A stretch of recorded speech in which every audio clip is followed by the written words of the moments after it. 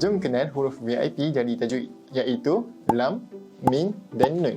Kenapa disebutkan huruf VIP? Kerana huruf ni kalau bertemu dengan huruf lain akan merupakan hukum tajwid yang tertentu. Tengok ni, di sinilah huruf VIP iaitu lam, mim dan nun.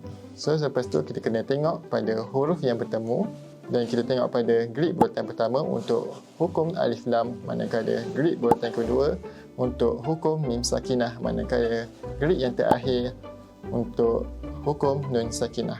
Kita ambil contoh untuk setiap huruf. Contohnya kat sini kita tengok huruf lam bertemu dengan huruf ta menghasilkan warna pink, yang mana warna pink adalah alif lam syamsiah. Kita tengok pula pada huruf mim bertemu dengan ra menghasilkan warna biru, di mana warna biru di sini adalah izhar syafawi. Dan akhir sekali huruf nun bertemu dengan ya menghasilkan warna ungu, di mana warna ungu pada jari nun adalah idgham miruna. Sudahkah anda faham kenapa dipanggil huruf VIP? Jangan lupa like, follow dan share.